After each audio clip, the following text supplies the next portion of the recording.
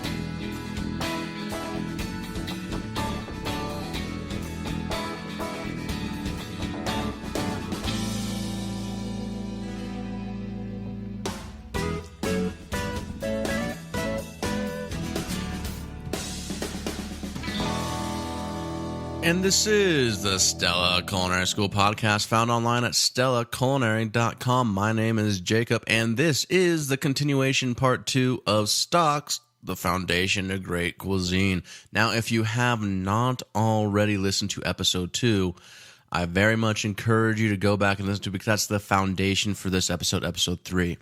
Okay, because we talked a lot about the different kind of technique, talked about collagen, what makes collagen important in your stock. So if you don't understand those basic concepts, please go back and listen to episode 2. With that said, today we're going to be talking about poultry stock, fish stock, vegetable stock, and also some seasoned water.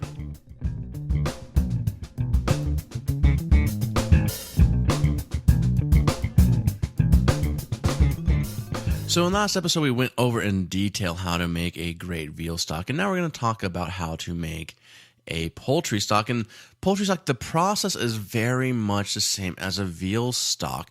You can make either a white or a roasted, and again, I usually prefer to make a roasted poultry stock. And when I say poultry, most commonly you're going to be making a chicken, but also too, I get in whole ducks quite regularly to the restaurant, and I'll break them down. I'll use the leftover carcass of the duck. We'll roast them. We'll make a nice duck stock. On Thanksgiving, you can always take that nice Thanksgiving bird, and you can make a beautiful turkey stock to make turkey soup with the leftovers. So poultry stock is pretty much just making any sort of stock with a bird. Now, you can either use, say, like a leftover carcass from your chicken when we're talking about chicken stock, or you can go out and purchase chicken bones themselves. And if you're going to go and purchase chicken bones, now usually what you're looking for is what they call chicken backs, and it's the back portion of the chicken. I guess that's why they call it chicken backs. Thanks, Einstein. And they're going to offer a nice sort of meatiness, and also a good amount of collagen is contained within those chicken bones. Also, too, if you have access to, like, say, a nice Asian market, you can find a lot of times chicken necks and chicken feet, and they have a lot of collagen content in it, which is going to give you a nice, thick, rich broth as well. And there is no harm in, say, roasting a whole chicken for dinner one night, and then taking the leftover carcass, and then maybe even re-roasting it a little bit in the oven, and then using that to make stock. And that's a very common question that I get, so I just wanted to make sure that I address that. But then once you figure out whether or not you want to make a roasted or a white chicken stock, the process is pretty much the same. You're still going to, for a roast, you're still going to roast the bones. You're still going to roast the mirepoix. And it's still a 5-to-1 ratio of 5 pounds of bones for every 1 pound of mirepoix. And you're still going to do the sachet thing, which is adding in the thyme and the bay leaf and all that good stuff.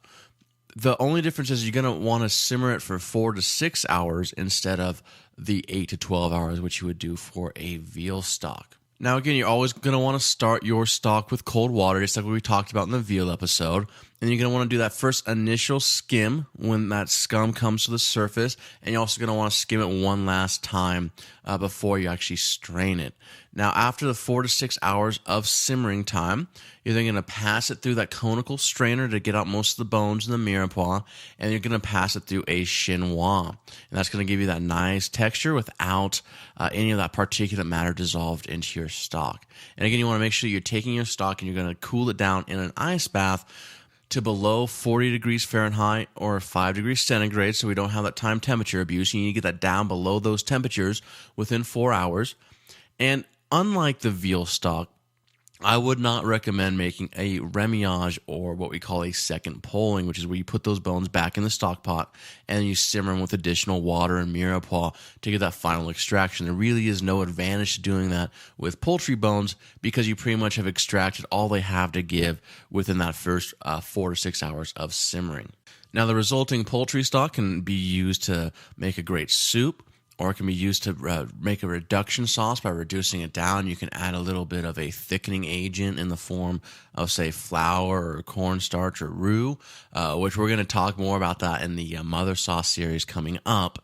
But suffice to say that beautiful, beautiful chicken stock that you now have can be used for many different applications, but most importantly, use it for those sauces, those soups. It's very, very tasty. Now, next we want to talk real quick about the fish and shellfish stock. Now, for best results for a fish stock, you want to use a white species of fish with a low fat content, such as sole or whiting. Those are the classic choices. Now, fish with a high fat content are traditionally avoided, and these are like salmon, halibut, mackerel. Those fish have a lot of oily fat content. It's going to cloud your stock and kind of give it a little bit of an off flavor. Doesn't mean that, who knows, maybe you like a salmon stock. Doesn't mean you can't try it. But classically speaking, a fish stock is made with a fish with a lower fat content. Now, you want to make sure that you don't use the gills because the gills are rich with blood and they'll discolor your sauce. You always, if you're using a whole fish or using fish heads, you want to make sure that you're cutting that gill out of the fish itself.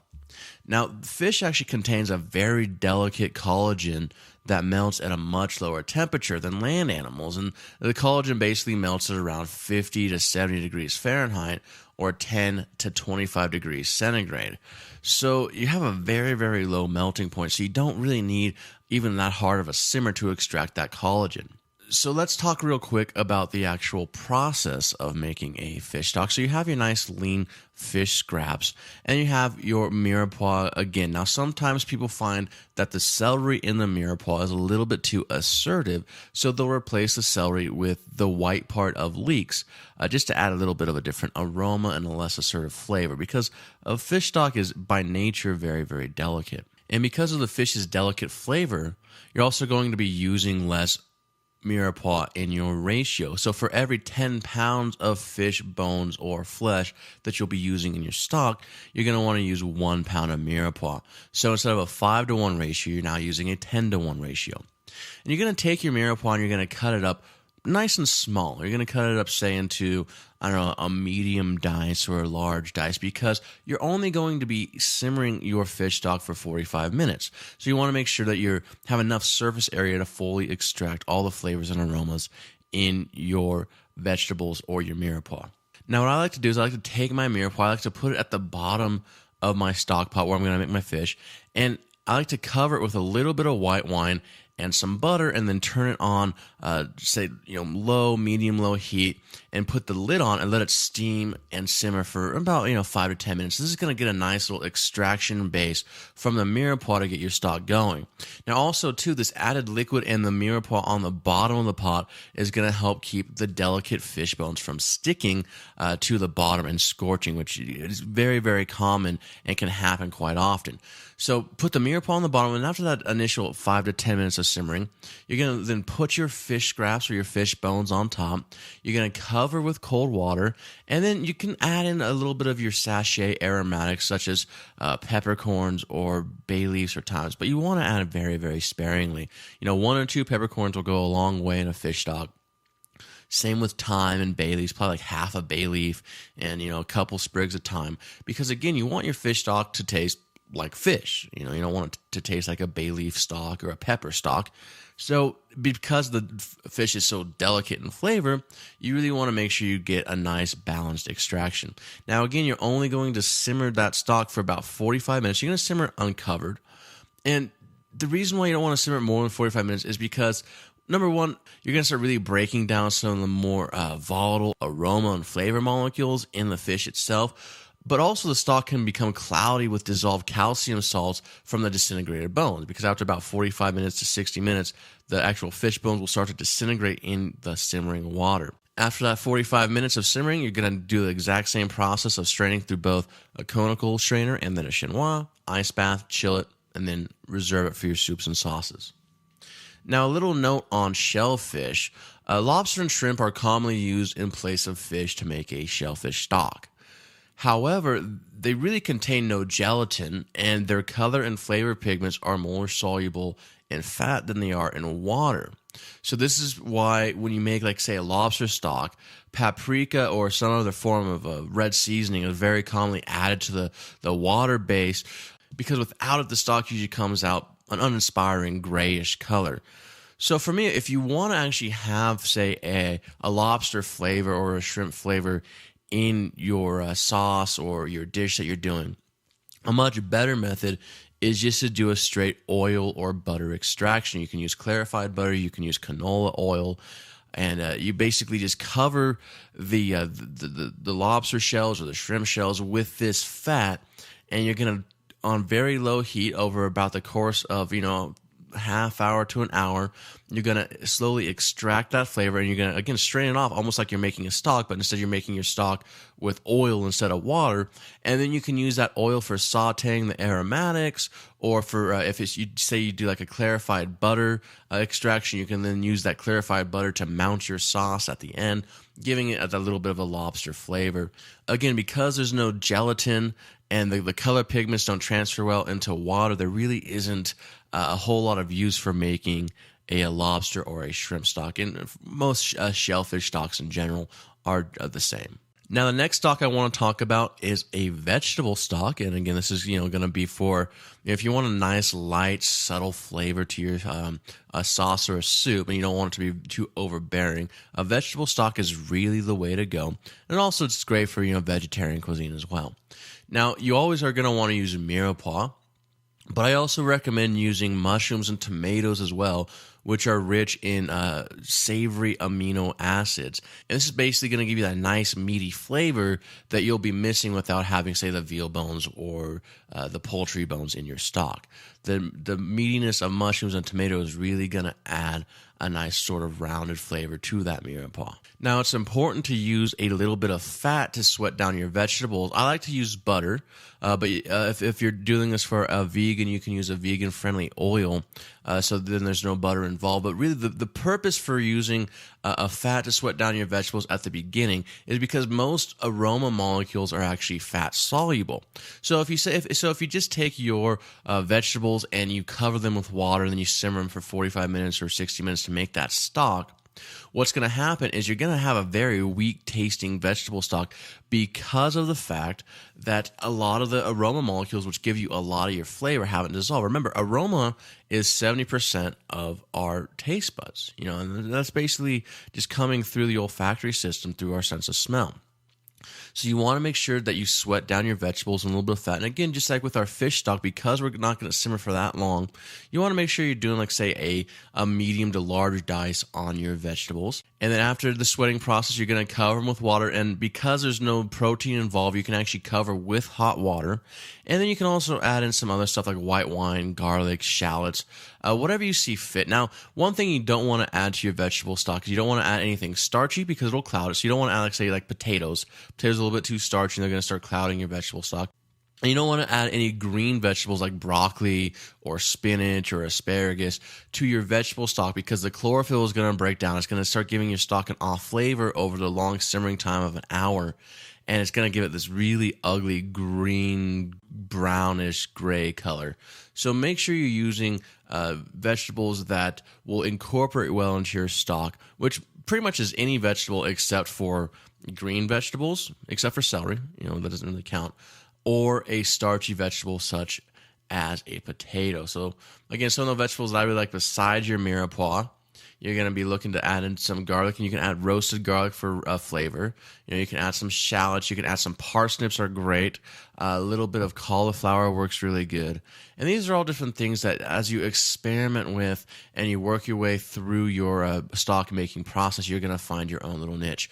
Now, also, too, aromatics are very, very important in the actual vegetable stock making process. So I would recommend highly, using some thyme and some bay leaves. Anything that's very strong, say like rosemary, though, I would leave out, because what's going to happen is that rosemary flavor is going to really overpower all the rest of the subtle flavors of the different vegetables that you added. Also, the white parts of leeks work really, really good in a vegetable stock. And if you'd like to add a little bit of heat, you can add some red pepper flakes or even a little touch of cayenne, just to kind of give it a little bit more depth and dimension. Now, just like any other stock, you can make a white vegetable stock or a roasted vegetable stock, and the roasting is going to add some caramelization. It's going to add a little more of a sweetness to your stock, and it's going to be a little more strong flavored versus making just the regular white stock where you're going to add your vegetables to the pot, sweat them down a little bit, and then simmer in water. It's going to be a little more subtle. Now, a very commonly overlooked stock, which may or may not be a stock, but I call it a stock because a stock is basically just a flavor extraction in water, is seasoned water. And, so what do I mean by seasoned waters? I'm just talking salt water? Well, no. I mean, there's many different ways to season water.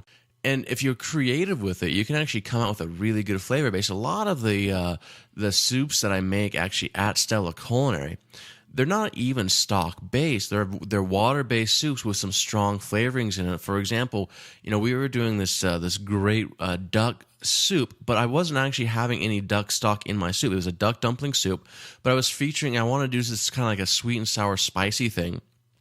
So all I was doing is I was taking some roasted onions and I was roasting them down really good in the bottom of my pot. And then I was adding in a little bit of red pepper flakes to give it, a little bit of a heat and some spice.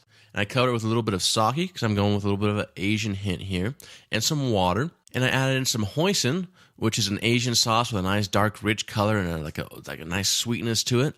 And then some lime juice to balance that sweetness out. And you come up with a really nice sort of sweet and sour, dark, rich looking broth that actually has no stock in it whatsoever. And you can use this to braise down some short ribs or some lamb shanks to get a little Asian flair to it, or you can use it as a soup base. So don't feel that you're beholden to actually a classic stock in itself. Remember, the key to a stock is that it's nothing more than a flavor extraction in water. And so there's a lot of different flavors that you can add to your water to make a flavorful broth or a stock. So have fun with it and be creative.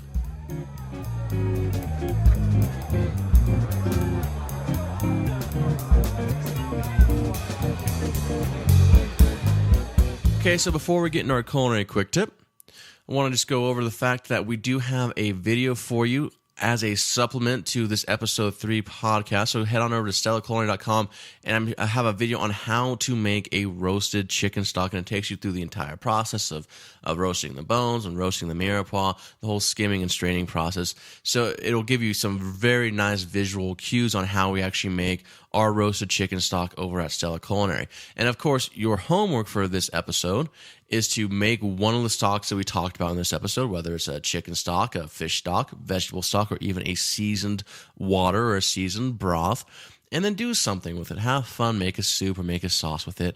And as always, we are available for you on the forum, so you can come and take pictures of your homework and turn it in, and we can discuss it and figure out ways to help you along and make it better. Also, if you have any questions or comments, I do recommend that you go over to stellaculinary.com and ask them in the show notes or on the forum, and that's the quickest and fastest way for myself to get back to you, and also the Stella Culinary team and all the smart people who hang out on the Stella Culinary forum.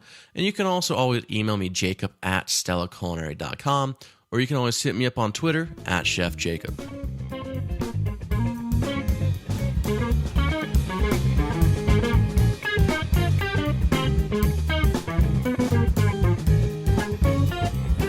So in today's culinary quick tip, we're going to talk about easy clarification, or consomme. So what is consomme? Consomme is nothing more than you take your stock and you make a clarified broth with it.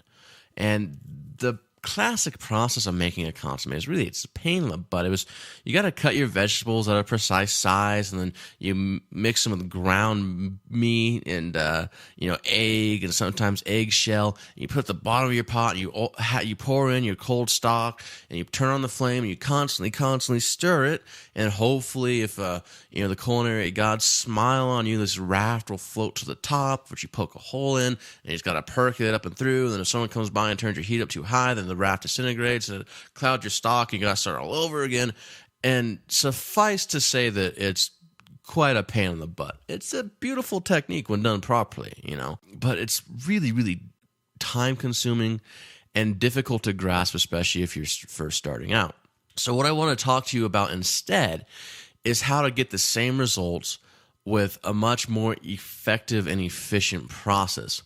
Now, this came about with using basically gelatins or actual gels to extract the flavor and by disrupting that gel matrix. Now, I can't take responsibility for actually coming up with these techniques because I didn't. I first actually learned about gelatin clarification from the Chymos blog. And the owner of Chymos.org, Martin Lersch, he's really into sort of, the science behind food, and he publishes a nice little hydrochlorides cookbook and all that sort of stuff that's free to download. And so basically the process of using gelatin to clarify is as follows. And this is just talking about regular gelatin sheets. So what you're going to do is you're going to take your stock or your soup or whatever it is that you wish to clarify, and you're going to add in 0.5% gelatin by weight. So for every, say, 1,000 grams of stock that you have that you want to clarify, you're going to add in 5 grams of gelatin. Once your gelatin is completely incorporated, you're going to then take that gelatin, and I like to lay it out on, say, like a large sheet tray, and you're going to place it in your freezer, and you're going to wait till it freezes solid. You're then going to take those frozen chunks of your gelatin, you're going to break it up into pieces large enough to fit into a strainer or a colander that's lined with cheesecloth, and you're going to suspend that colander or strainer over a receptacle, any sort of a tub or pot that's big enough to actually catch what's going to fall out. Then you're going to take it, you're going to let it basically thaw in that colander above that pot, in your refrigerator or your walk-in refrigerator. And as it thaws, what happens is it's going to drip out this crystal clear, flavorful liquid because all the other particulate matter is going to be kept within that protein matrix formed by the gelatin. Now, for a good explanation of why this works, Alex, over at Ideas in Food, gives this reasoning. He says, using the freeze-thaw approach, small ice crystals cut into the three-dimensional matrix formed by either the gelatin or agar, and we're going to get to agar in a second, which then allows for the clear liquid to be released upon thawing, while the impurities are contained within the delicate gel structure.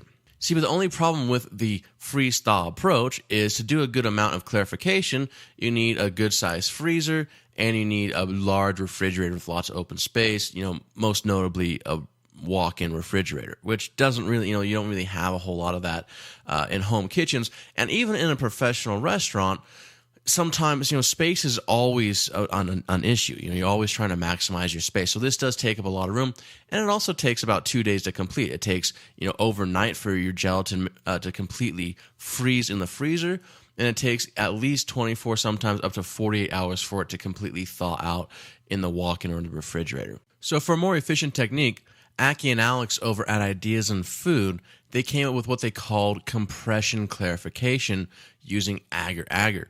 And agar is basically just a gelling substance that's extracted from seaweed, and it's used a lot in, you can find it in health food stores, and it's used a lot in Asian cuisine. It's also a nice substitute for vegan gels because it is not a animal-based gelatin. So what they found is that if they took the object that they wanted to clarify, whether it be like a juice or a stock, and they gelled it with agar-agar, they would then put it under pressure in a chamber vacuum sealer.